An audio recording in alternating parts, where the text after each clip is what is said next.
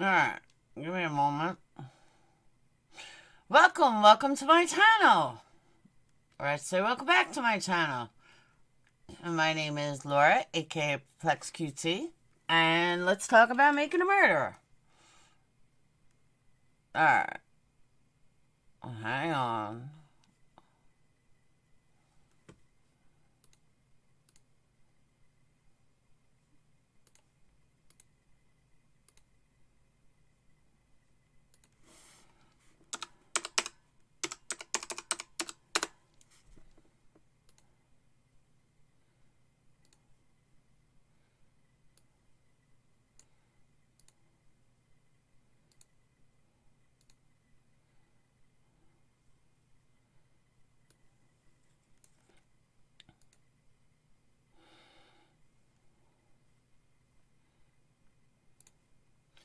Alright.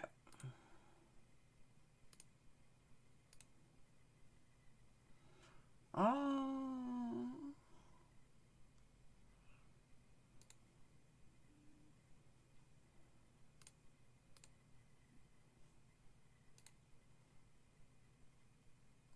Alright.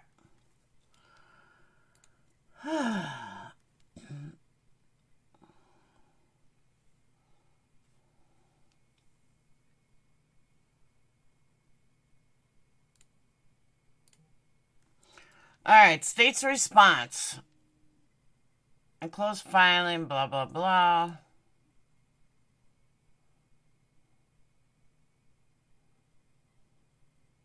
I stole it from Millbilly.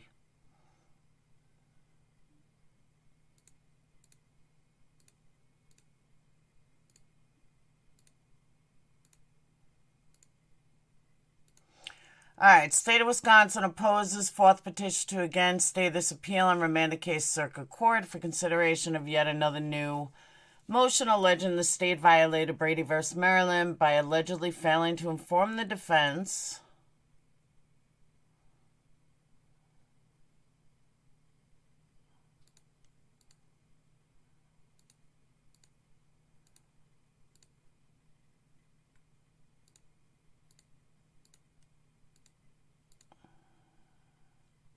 Alright. Fun offense. Thomas Lewinsky purportedly called law enforcement on November 5th to say Bobby Dassey moving a car similar to the victim's car. Motion on its face shows that it was filed in violation of Wisconsin Stat 802, applicable here at 809, because it was filed for an improper purpose and without a reasonable inquiry into its factual basis. Okay. So in layman's terms, the motion is saying that it was in violation, but it was filed for an improper purpose and without a reasonable inquiry into its factual basis. So basically what I'm reading off of that is that the state is saying that Zellner can't prove that he had called the police on November 5th. That's what this paragraph means. Stay in this appeal, remanding for the litigation of such a motion would result in further unnecessary delay in litigation. This appeal has been languishing for nearly 4 years. Now, that is true. Due entirely to Avery's repeated request to return to the circuit court to litigate procedurally barred claims, which is true.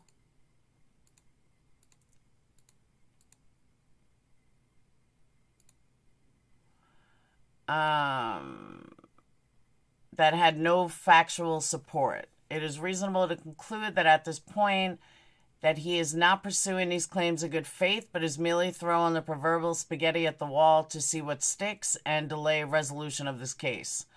And that's possible too, according to them. Hey, Monkey's mama. Not so far off there either.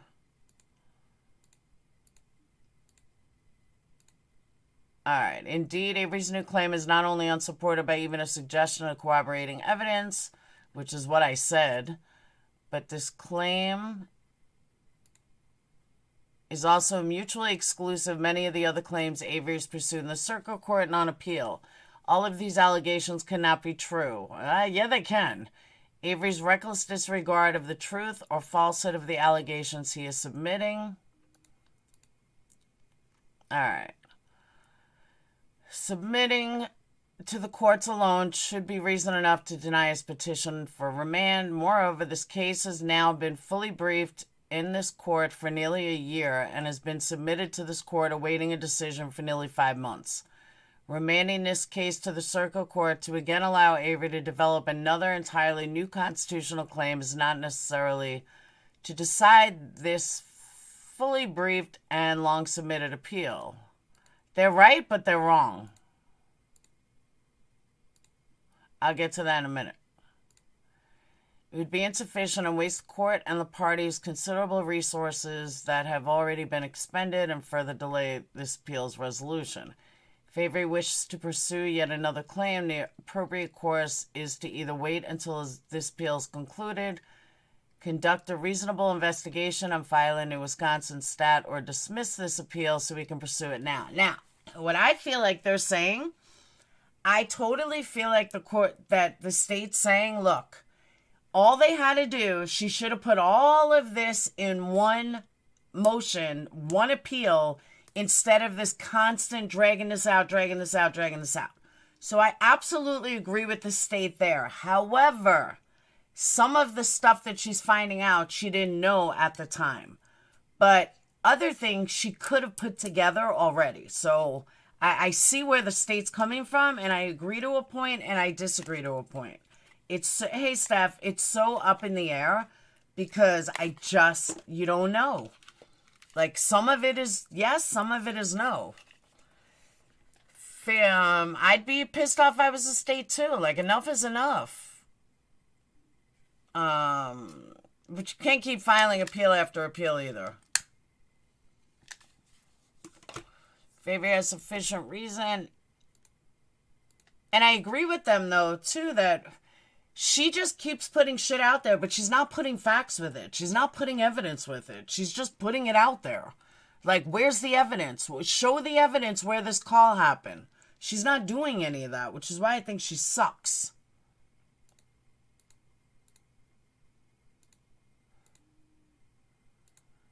Like, I'm right there with the state. I agree with the state more than I agree with Zellner. If Avery has sufficient reason why his new claim could not be raised in any of his 6 previous motions and some facts support it, then the claim will not be procedurally barred when this appeal is concluded. Well, she didn't know about it. So that's why it couldn't be raised. She didn't know about it. If not, the claim is unquestionably procedurally barred already and another remand. All right, that's just stupid because she didn't know about it.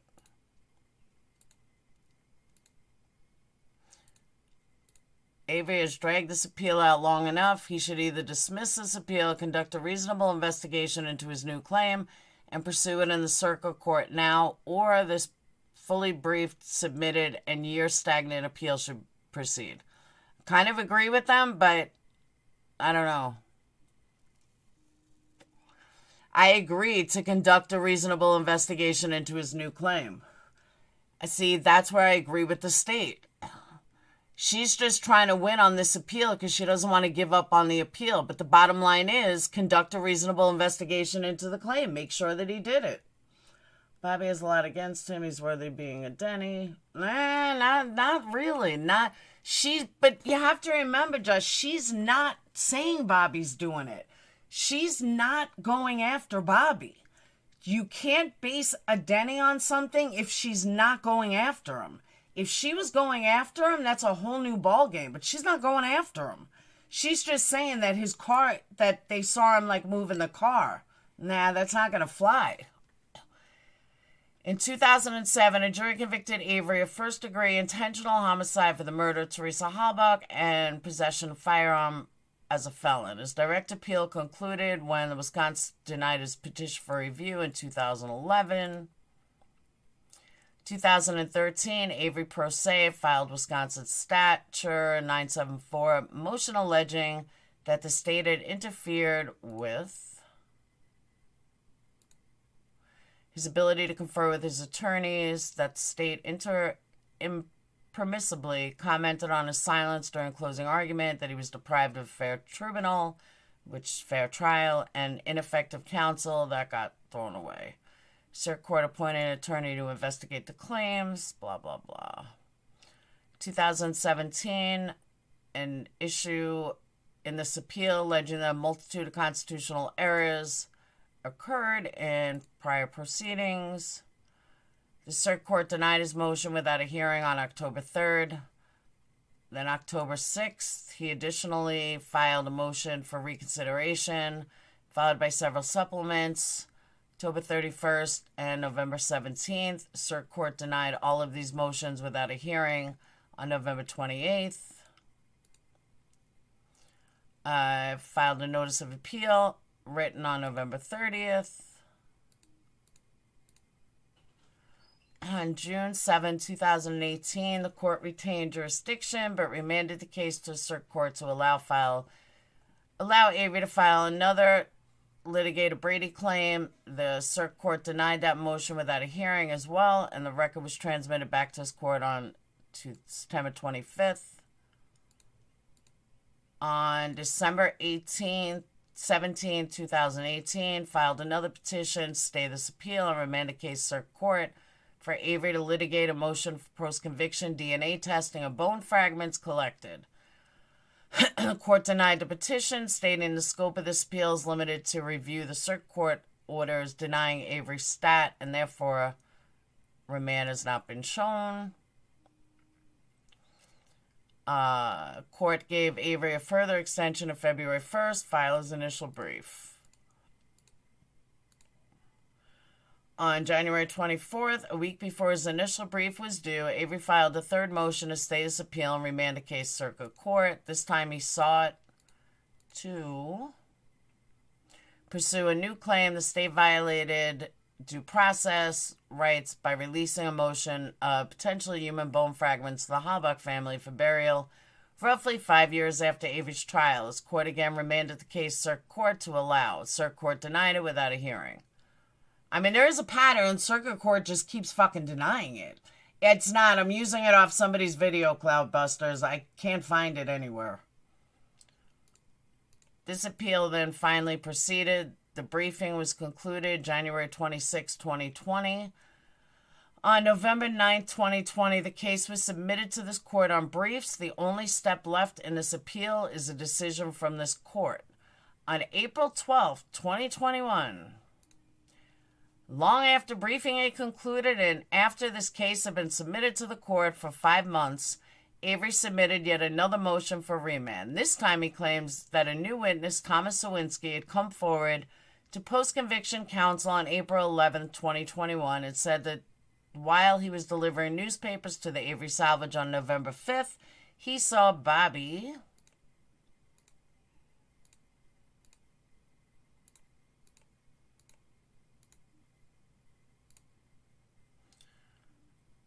Dassey and an unknown older man pushing a RAV4 up a hill. Avery claims that Sawinski called the Manitowoc police to report this later in the day, but police were not interested in this information. Avery claims the state suppressed this information and therefore violated Brady. He seeks to remand to pursue this claim in Circuit Court. Okay, before we go even further, let's take a step back. Seriously, let's take a step back. Zellner, do you have proof of this? Show me the fucking proof that this guy called, because that wasn't in her statement. I don't know if that's something she would say for court, if she can get a hearing, but I doubt that, because if you have something this big, you're not going to just drop that. You're going to pursue that. So I'm not buying this. Like, I'm with the state on this. I hate to say it, because I want Avery out, but this is not the way to do it. She's not doing anything. All right, now let's go to relevant law. I think I went too far. Okay. Avery is permitted to petition this court for remand to the Circuit Court for action upon specific issues pursuant to Wisconsin stat. The decision to remand is left to this court's discretion. The rules of civil procedure apply to appeals and to litigation of Wisconsin stat motions, provided they do not conflict with any specific rules of procedure spelled out elsewhere for such actions, and the context of the rule does not manifestly require a different construction. Now, I just thought of something. Hang on. I just thought of something. I could be way off. I may totally not be right because I haven't looked into it. I actually just thought of it. But is the same judge still in Wisconsin, or is it a different judge now?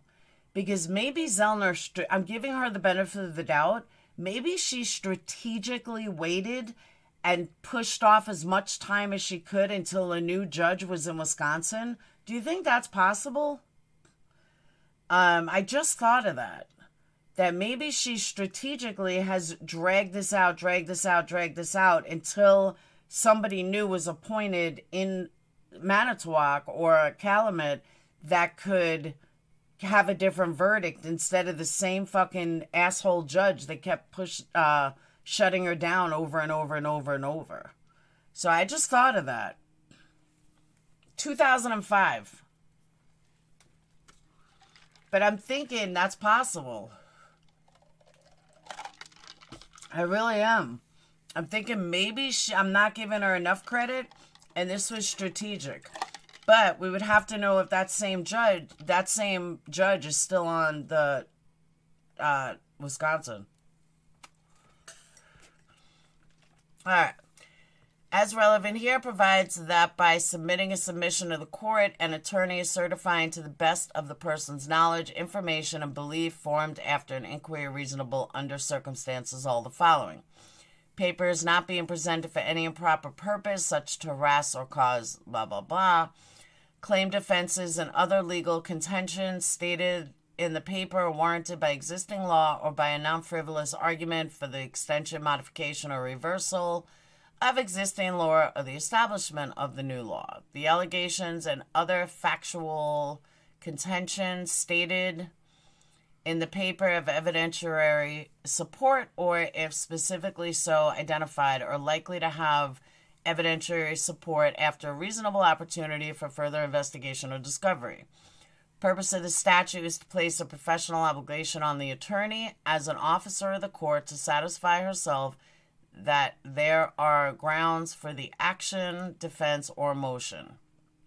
Another case law cited. All right.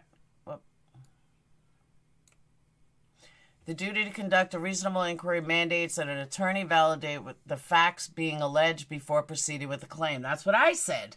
It's exactly what I said. The reasonableness of an attorney's inquiry into the facts supporting an allegation is determined by considering the following factors: the amount of time the attorney had to investigate the claims, 2, the extent to which the attorney had to rely upon his or her client for the underlying facts, 3, whether the case was accepted from another attorney, 4, the complexity of the facts. Let me just say this. This is why I like the state's responses. When I was taught how to write motions, I was taught you have to cite case law over and over and over and over. And I don't see Zellner doing that, which I never understood why she does that. You're supposed to, the way state writes motions is how I was taught how to write motions. And I was taught how to write motions from an excellent attorney. So I never understood why she was so lackadaisical in her motions, because she doesn't cite enough. There's not enough proof. I like the way the state writes it. That's how I was taught to write it. This provision has intentionally been crafted to replicate Federal Rule of Civil Procedures, Riley v. Isaacson. I have a cousin, Isaacson. Accordingly, courts can also look to cases interpreting. Hold on, they added a side note. There's a fifth factor when assessing pleadings in civil cases, whether discovery would benefit the factual record. That factor is not relevant here, though, because discovery is not available in appeals nor in criminal post-conviction proceedings. They're right, though, except in limited circumstances. They're 100% right. Think of the motions the judge did. Exactly. That judge never read anything. Never read anything. But they are right, is that an appeal is not about finding new material. That's not what an appeal is. Remanding his case for Avery to pursue another new constitutional claim at this late juncture would be inefficient and unduly prolong this appeal. Avery again asks his court to stay his appeal and remand his case to a circuit court so he can litigate another new Wisconsin motion. The issue Avery claims he would like to pursue is an entirely new claim alleging a Brady violation based on a purported new witness who provided post-conviction counsel with an affidavit on April 10th. Alleging that he told law enforcement about seeing Bobby, blah, blah, blah. Seeing Bobby Dassey moving a car on November 5th that resembled the victim's vehicle. As before, Avery does not seek remand for fact-finding on a specific issue raised in his earlier motions. His motion is another request to pursue a new constitutional claim.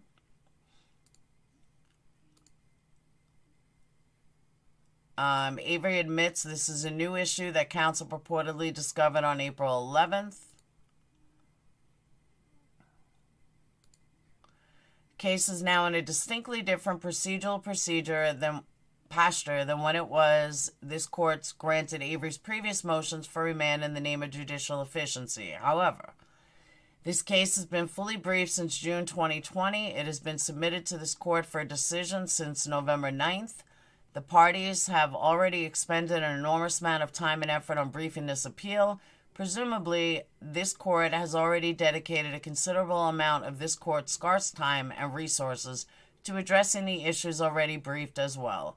Given that this appeal is nearing its end rather than in the pre-briefing posture, it was when Avery previously sought remand.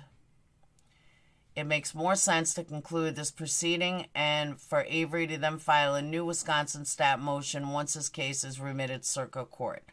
That's the part I don't understand. I know a lot about the law. That's the part I don't understand. She wants to keep it open. I know you only get a certain amount of appeals, but she wants to keep this open and bring it back to circuit court. She's got to have her reasons. I don't know what about those they are. I don't know what those are, but there's got to be a reason she keeps doing it. As previously noted, Wisconsin Stat 974 motion may be made at any time, and if the court finds a ground for relief asserted which for sufficient reason was not asserted in a previous Wisconsin stat, the new motion is not subject to the procedural bar. Okay, so that's saying that what they're saying to do is what Wisconsin law says. And then they quote why. If Avery can establish a sufficient reason for failing to raise his claim in the motions currently under review, the claim will not be barred, and he can file a new Wisconsin stat motion once his appeal is concluded. If he cannot establish sufficient reason for failing to raise his claim earlier, the claim is already waived and the procedure bar already applies. Well, he didn't know about it. You can't file something you didn't know about. It would unduly prolong these proceedings further to remand now after considerable time and effort has been expended. It doesn't matter. They didn't know about it. It would unduly prolong these proceedings further to remand now, and considerable time and effort has been expended by the parties and this court, and this appeal is nearing conclusion. This court should deny Avery's request for remand. Avery did not conduct a reasonable investigation into his new Brady claim before filing this motion in violation of Wisconsin Stat 802. So that means that there's no proof that this guy ever called in. Should I watch Making a Murder Learn? There's a lot to it, so. But that's what's going on. She has no proof that this guy ever called. At a minimum, the reasonable increase standard requires at least some affirmative investigation on the part of the signer. False swearing is a felony, and Avery's attorney has an ethical duty not to present false statements to the public, the state, or the court. Avery's motion shows, however, that his attorney conducted no affirmative investigation into this claim before filing the motion for remand, which is exactly what I thought. Exactly what I thought. Avery claims in this motion that Mr. Sawinski came forth on April 11, 2021. Avery then filed the motion at issue here on April 12, 2021, with only the factual support alleged for it an affidavit from Sawinski himself full of vague allegations. Avery's motion does not state that his attorney made any effort to substantiate this claim. His attorney did not attempt to perform an open records request with Manitowoc County to see if this conversation ever occurred or whether any record of it existed before filing this motion. She did not try to learn who this female officer Sawinski claims he spoke to might have been, or even which female officers were employed at Manitowoc at the relevant time. She apparently did not press Sawinski for any specifics about this allegation that could allow her to the state to investigate. I totally agree with them. And I said that too, that there's nothing here. Indeed, Avery's attorney apparently did not perform so much as a phone call to try to back up this information before filing this motion.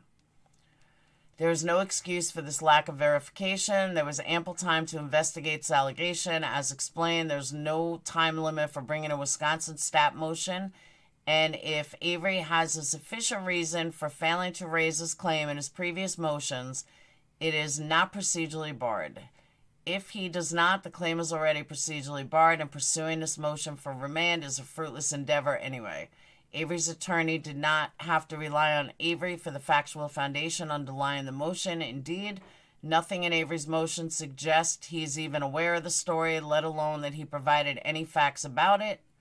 And as mentioned, there were several ways to investigate whether there are factual underpinnings for this tale. It was not impossible to investigate such that Avery's attorney had to rely on Sawinski alone.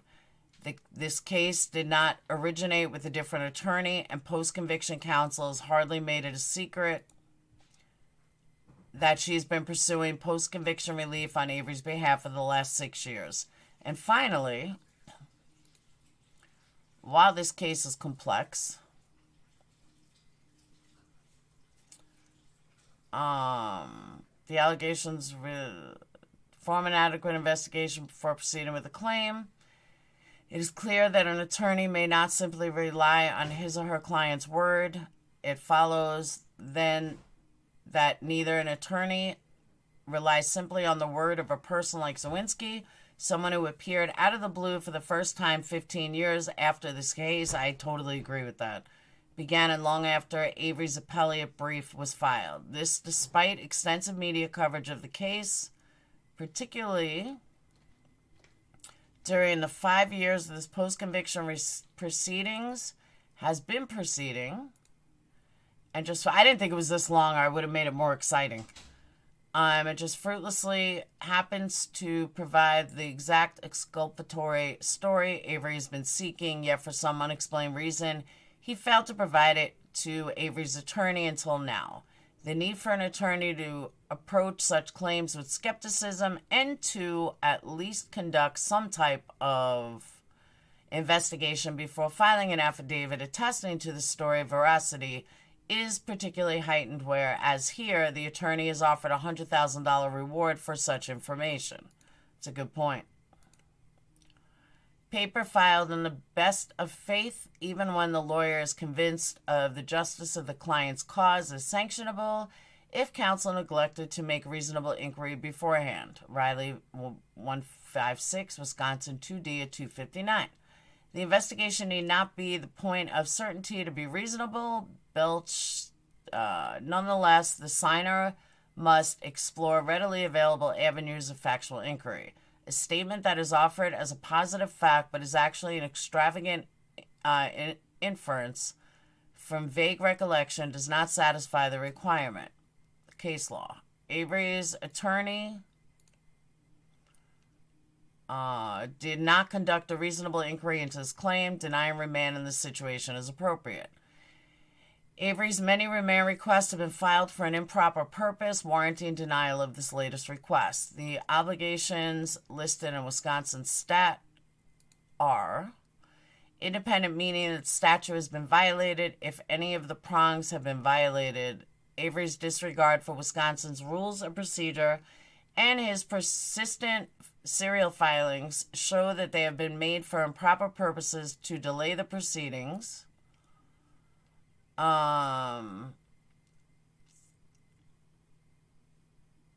to continually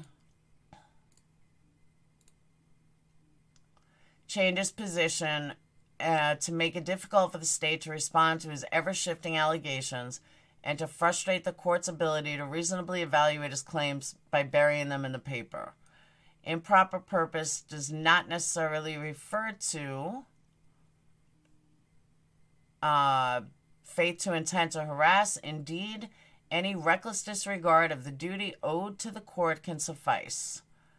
Avery's continually misrepresented the facts, misrepresented the law, and made claims grounded only in speculation with reckless disregard for their truth and falsity.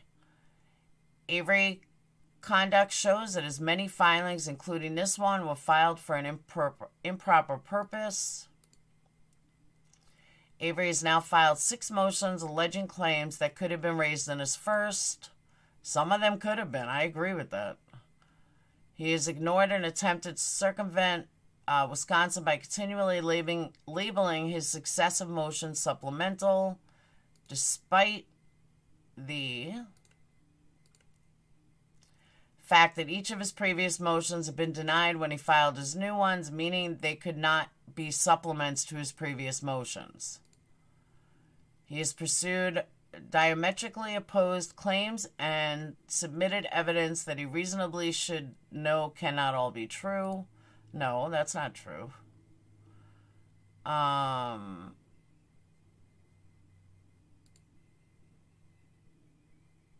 right. Motion for remand 1 through 4. That's common though. Ineffective counsel. For failing to establish Ryan Hillegas as the only possible third-party perpetrator and claiming Sergeant Colburn planning the RAV4, then alleging they were ineffective for failing to establish Bobby Dassey as a possible suspect with the same evidence, and now claiming Bobby planted the RAV4. Further, Avery has inappropriately changed his arguments or raised new ones in his reply briefs, giving the state no opportunity to respond. Now, let me say this. I will agree with the state on a lot of different things.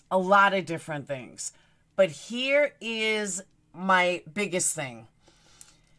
Is that I said this from day one, with Zellner popping off at the mouth every fucking 2 seconds with, oh, we know who did this. And we know. It was like she was following what we were saying on YouTube. Like, for real.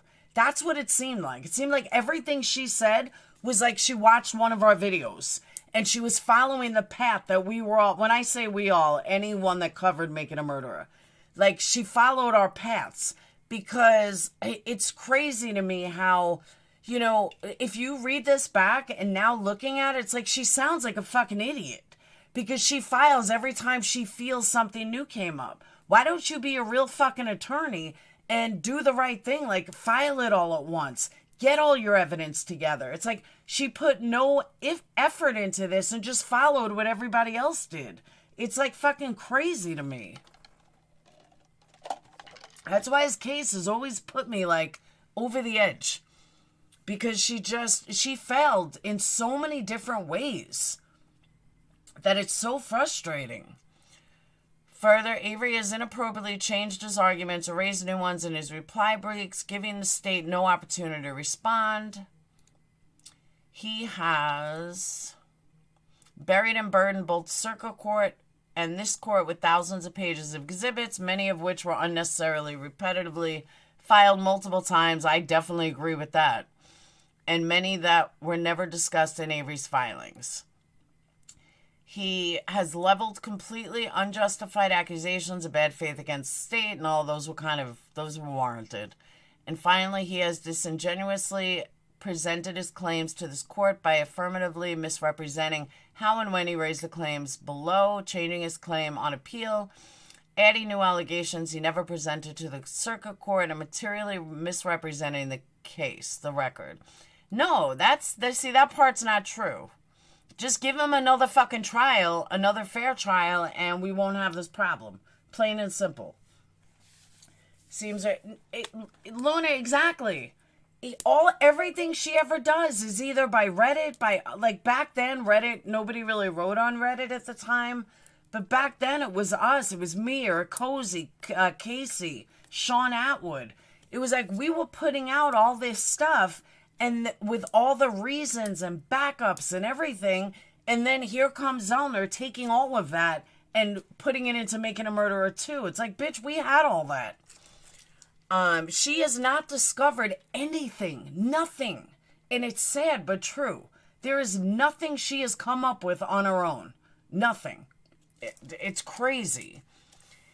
In short, Avery has engaged in a pattern of gamesmanship that offends the rules and demonstrates a cavalier lack of candor with this court and the circuit court. I'll agree with that. The state is not seeking sanctions. However, this pattern of conduct shows that Avery's belated remand request had been made for an improper purpose. The court should deny his motion. And Luna, I actually said that on the last video I covered on this. I forgot who the Reddit guy was, but her last stay of appeal was like taken right from Reddit. Like this guy put together all the DNA stuff. Like it was crazy. And she made a motion out of it. Like, really? Come on. I mean, this guy was incredible. I don't even think she gave the guy credit for it. Meanwhile, it was his whole story. Or her whole story. I don't know if it was a guy or a girl. But, I mean, that shit was mapped out to a T. And she took it and made a motion out of it. Never even gave the dude credit. Or girl. Guy or girl. Again, if Avery no longer wishes to challenge a circuit court decision denying claims he raised in Wisconsin stat motions at issue here, he may voluntarily dismiss his appeal. As noted, his new claim is mutually exclusive with some of the claims he raised previously regarding what theory of defense he believes Strang and Buting should have pursued and cannot be squared with many of the allegations in his appellate brief. The process of winnowing out weaker appellate claims and focusing on those more likely to prevail is the hallmark of effective appellate advocacy. Alternately, which they're not wrong, alternatively, if he does not wish to give up his challenge to the circuit court's denial of issues raised in his motions at issue here, he must wait until this appeal is resolved and then determine how he wishes to proceed. Holy shit, this is long. But staying the appeal and remanding the case to the circuit court for fact-finding on another entirely new claim that Avery has not attempted to verify is not appropriate. Right there, they're right. They are 100% right on that. And that is that Avery has not attempted to verify. If she never looked into it, which she couldn't have if it was only one day, she never asked for records, she never asked for anything. A smart lawyer, in my opinion, a very smart lawyer would have asked for those records and didn't say why. Wouldn't say why. They wouldn't know what the fuck that she was looking for. But now if she asks for them, now she knows. Now they know where's the records. Let's find those records and get rid of them. Like, why is she giving her hand before she even verified it? That makes no sense. And Millbilly had said that he tried to find the record and it didn't exist. So she's so full of shit that it's like disgusting. And I hate to say it. I love Making a Murderer. It's where I started my YouTube channel. I want Stephen Avery to be innocent. I have fucking spent blood, sweat, and tears, hours upon weeks, upon months, upon a year, studying this case inside and out. And the fact that it's just like she just keeps throwing shit is mind-blowing to me. But I gotta go with what's right, and I'm sorry, but the state is right all around. Avery's request for a remand is contrary to Wisconsin Stat 974, prohibition on success post-conviction, litigation. Conclusion. Litigation of new Wisconsin Stat motion alleging a new Brady violation is not a specific issue related to the order Avery is appealing. It is a new and separate action from the circuit court. Avery has alternative courses of action that do not require further delay to this fully briefed, submitted, and 4-year stagnant appeal. This court should deny Avery's petition, dated April 16th, 2021. Joshua Call, Attorney General in Wisconsin. So, I got to give it to the state this time. Actually, I've given it to the state a lot of times. The state is not wrong. I think she said that when she first announced she was taking on the case. Yeah, remember when she first took on the case? Oh, I know that, I know who did it. You guys are going to know in a week who did it. Oh, you guys, that was like 5 years ago. Wake the fuck up, Zellner. Everyone's over it. Show what you got or go home. I mean, like, go big or go home, because this is fucking insane. She has done absolutely nothing in 5 years. Nothing. All she does is write these bullshit motions. Has been leaned on because she is one of the top lawyers in the world, but I don't think she's ever dealt with a corrupt case. That's the problem. And I don't think she even knows how to deal with a corrupt case like this. She needed to take sharper and smarter avenues. And I think, this is just my opinion, I think all she did was she used her knowledge and her expertise and her narcissism, thinking that she can wing this. And I think this whole thing has been she can wing this, and she can't wing this. And she's playing it like she can wing it. And that's all I see is a great attorney winging shit. And she's not getting anywhere winging it. And you would think after 5 years she would realize she's not getting anywhere winging it. But nope, she's still winging it. She's still trying to fucking wing it. I don't get it. I honestly don't get it. I mean, ugh.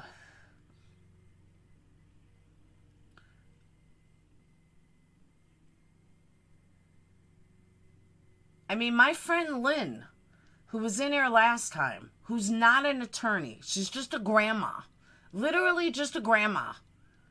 She has found more shit than Zellner has. And Zellner has taken her shit. Like, I don't know if she posted on Reddit, but Zellner has taken everything she has found. She's just a grandma. Like, and a mom. Not just a grandma, but you guys know what I mean. She's found more than fucking Zellner has. Zellner hasn't done shit. She can't even write a decent motion.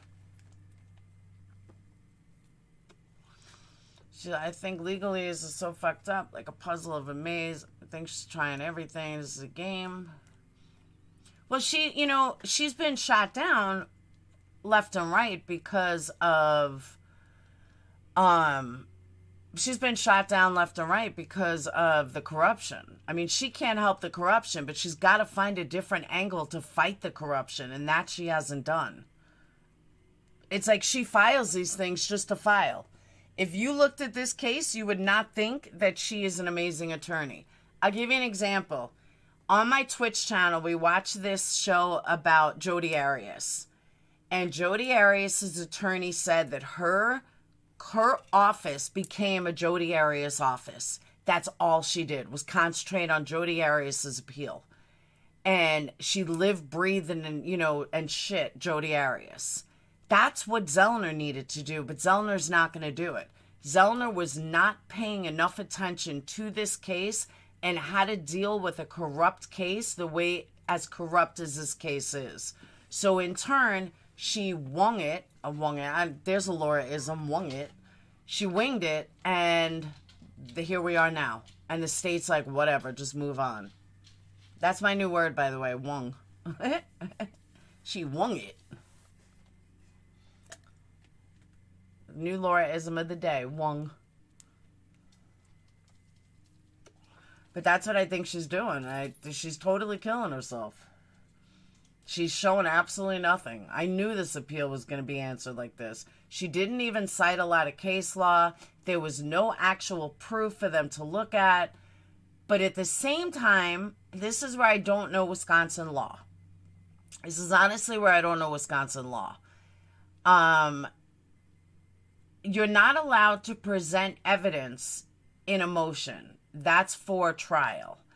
But I would imagine that when you are fighting, and this is what I'm getting from the state, I would imagine that when you're trying to get a new court document, you're trying to get new, an appeal stayed, you're trying to get something major, you would show the evidence like on this day at this time according to the records.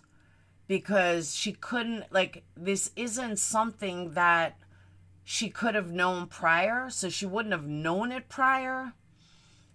And the fact that she wouldn't have known it prior, she couldn't possibly submit it prior. However, she could have added the date and time or shown that she has proof that this call actually took place without dropping the proof.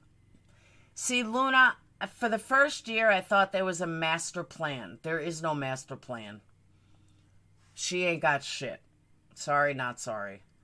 But it's not just Dylan. She has a brilliant team. Why not go all in on Bobby? Because they can't go all in on Bobby. She already said she's not going after Bobby. Because that would mean she would have to devote even more time. Do you know Zellner just dropped another big case for this case? No, I don't.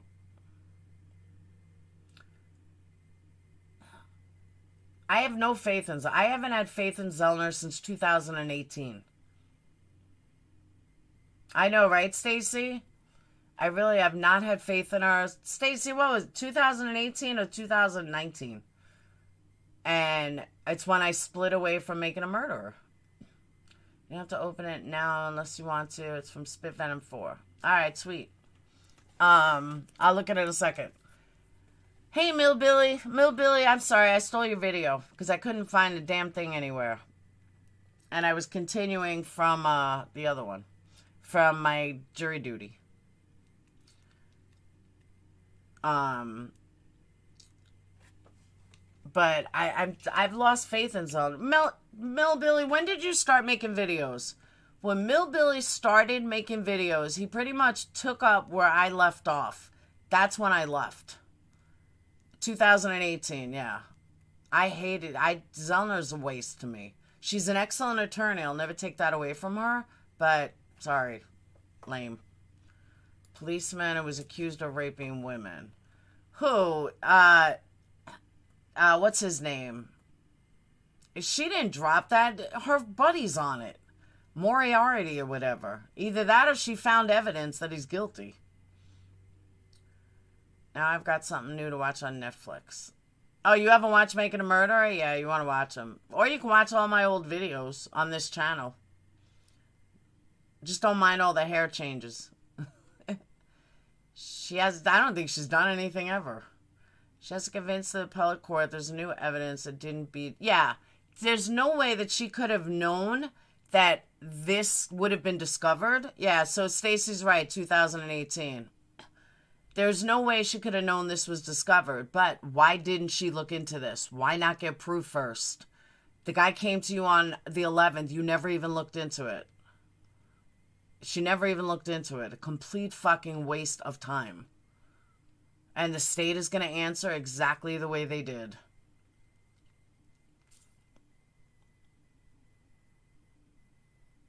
It's crazy. Yeah, my heart and soul's in this case, Spit Venom. Delete a lot of my video. Yeah, but I'm just saying, I know that you started as I left.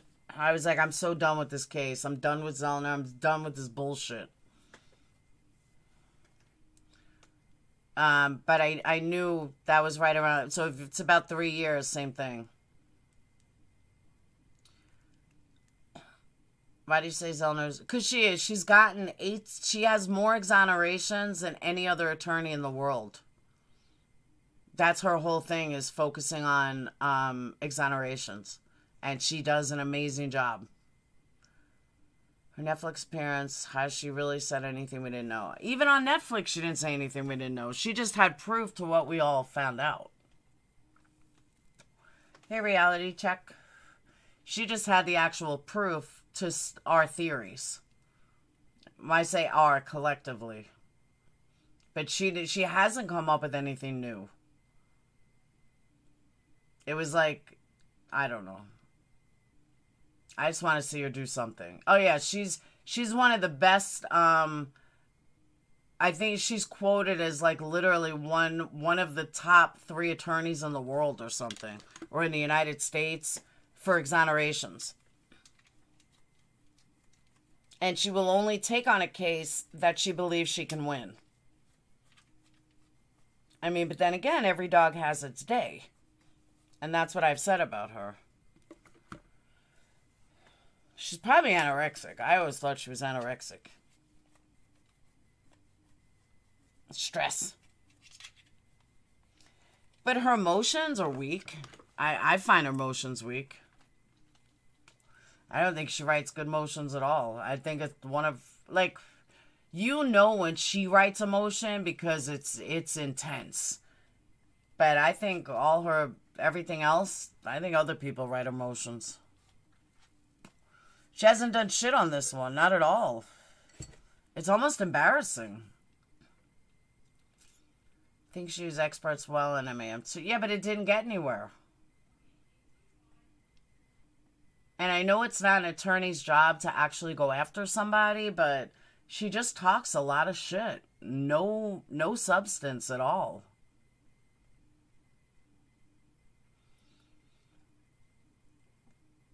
Maybe she knows Stephen might be... Nah, Stephen's not guilty. There's no ways. You know what it is, Raquel? And I've said this from day one. Even if Stephen is guilty, even if he killed her, he doesn't belong in jail.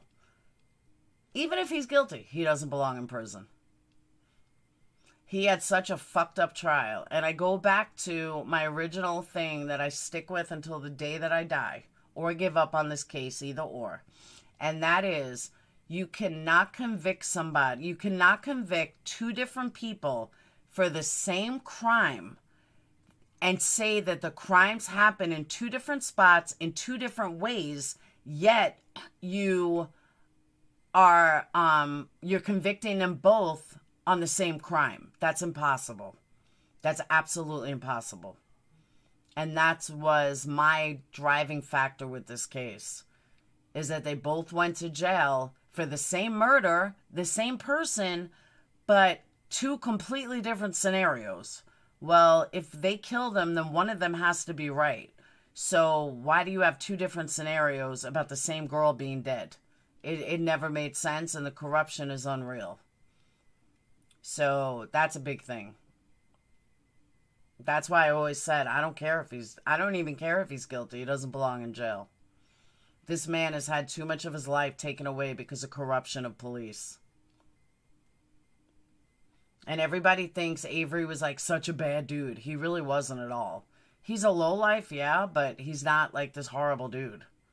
He didn't have these major, it was bullshit teenage stuff. Oh, I don't believe so either, see. But even if he was, I wouldn't care. Even if he was guilty, I wouldn't care. He still doesn't belong in jail. Oh, Wisconsin is... This whole case... If you haven't watched Making a Murderer, just watch it. You will be up in arms. 2 stories. No, exactly. That just can't happen. You can't have a crime where you convict 2 different people for the same crime, but yet the scenarios of how this person died were completely different with no evidence to back up any of it. It just doesn't make sense. The DA being on the crime scene. There was no CSI there. There's just so many factors that just make it such bullshit. Kratz's press conference was the most insane thing ever. Ever. There's no... Hey, Val.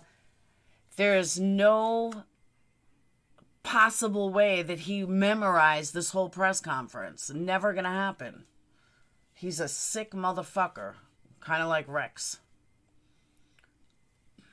He's just a sick motherfucker. But if you haven't watched it and you want to get away from all the bullshit drama, go watch Making a Murderer 1 and 2. It's very eye-opening to the justice system, and then watch my videos. I even called into a radio show just to talk to Kratz. I've tried everything to interview the man. He will not do it. They ever test Bobby? Yes, they did actually test Bobby for DNA. See, on the car, though, when they tested the car... No, they did. When they tested the car, it was Scott they never tested for DNA. I don't think. But Bobby, they did test. I did. I was just thinking that, Stacy. At least I got to ask KK a question.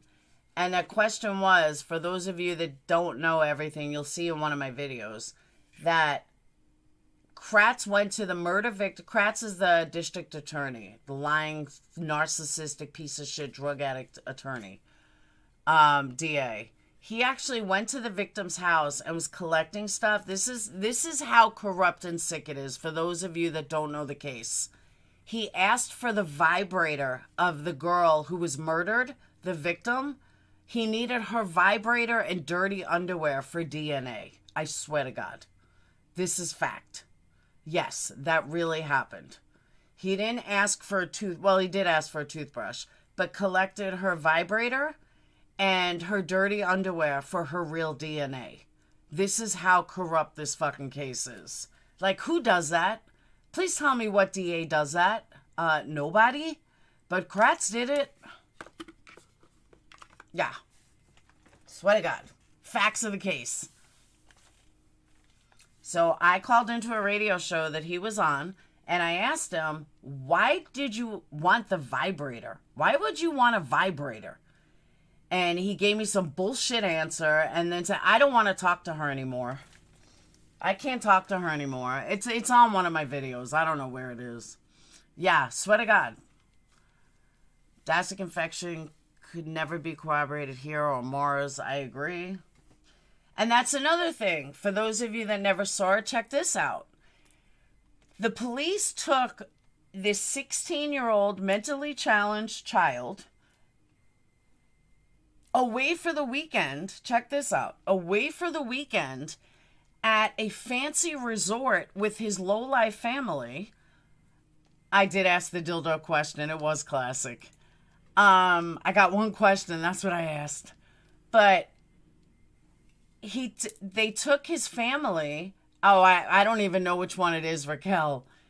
They took his family to a resort for the weekend. Why would they take him to a resort for the weekend?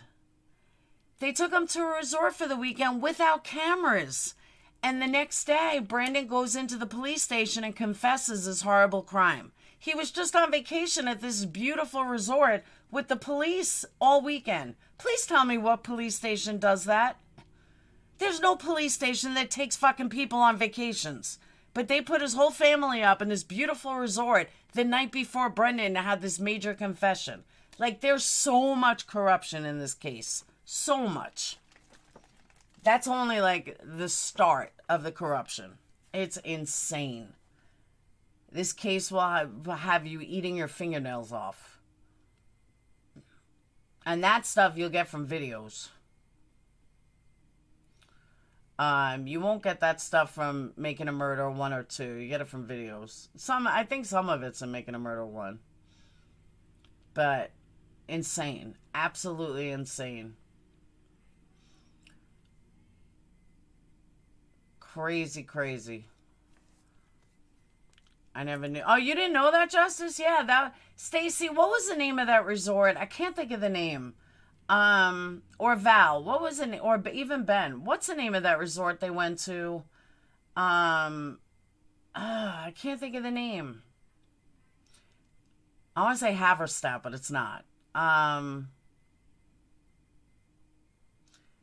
Stacy, what's the name of the resort they went to? Anyone?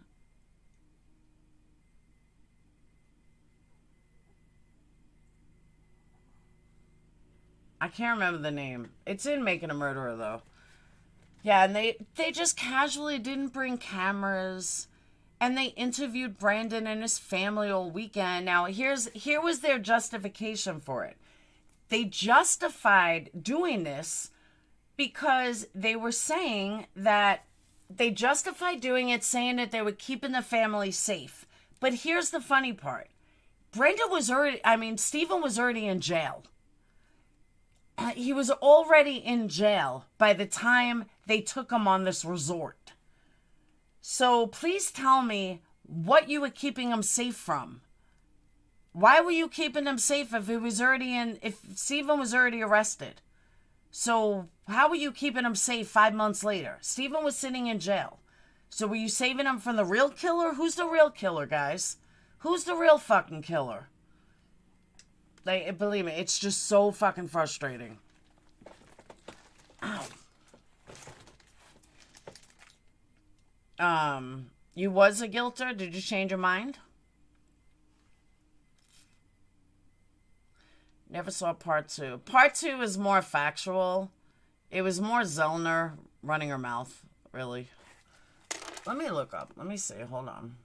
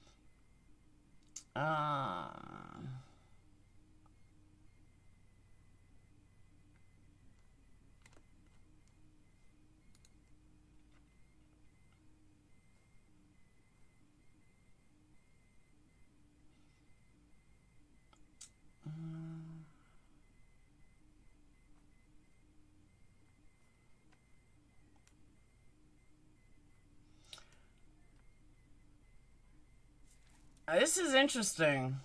Hold on. This is like a whole nother live in itself, which I don't have time now. But I didn't know Marquette Law did a review of Brendan's interrogations.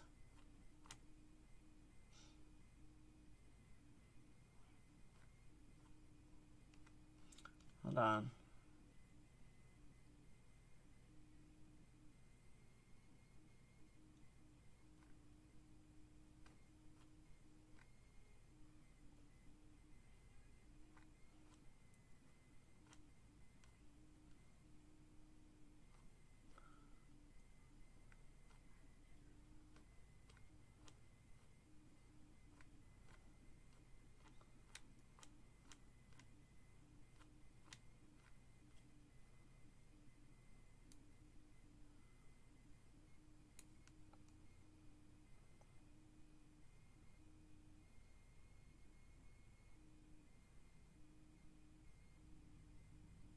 So Marquette Law Review did a 65-page brief for legal purposes, for study purposes, about Dassey's confession.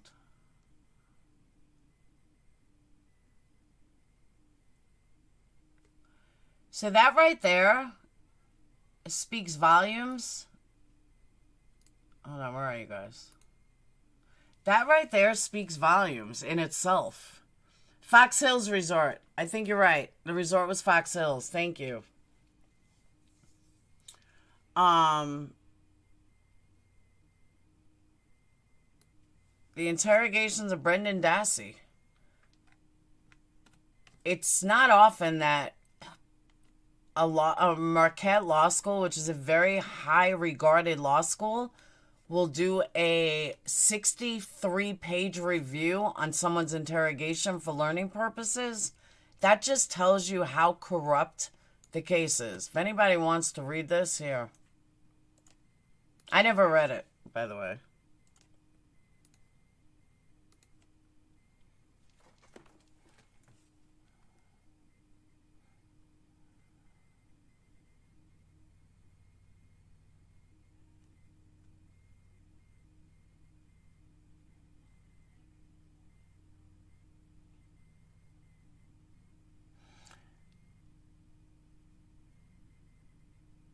Yeah, it's from Marquette Law College, which is a very high-ranked college.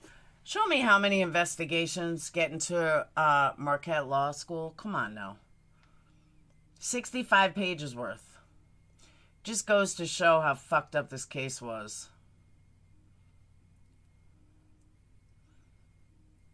Yeah, I think it is Fox Hills Resort.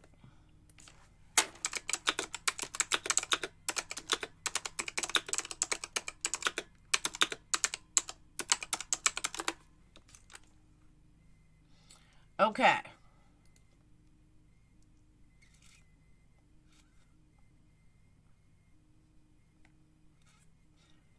So I guess Fox Hills Resort is now called Par 5 in Mishicot.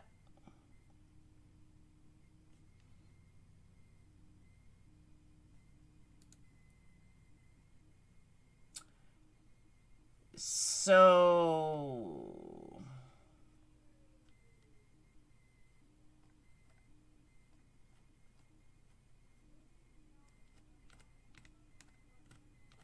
there's a pool, there's a beach.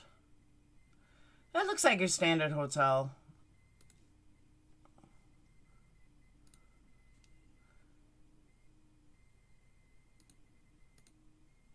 Pretty much your standard hotel.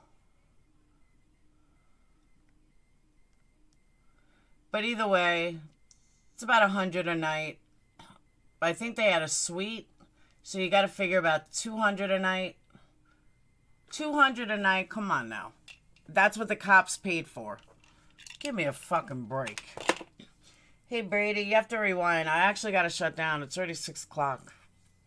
I got to box up some candles and make some labels. So, I'm so mad I won't sleep tonight. We'll definitely get sleep. But yeah, Fox Hills, I think, is now called the Par 5. But the cops paid for them to go to a resort for the night or the weekend. And then to keep them safe from a man who's already in jail. Like, just so much shit. And they totally forgot cameras. But the next day, Brandon walks in and confesses to a murder. Give me a fucking break. Such bullshit. So, alright. I am going to shut down. Yeah, you have to rewatch it. I went through the state's response. So, I will see you guys later. I'll see you tomorrow. If not today, we're on jury watch. If jury comes back tonight, tomorrow, whatever, I'll be there. And I will see you guys later. It's a 5-star resort for the Dassey clan. Exactly.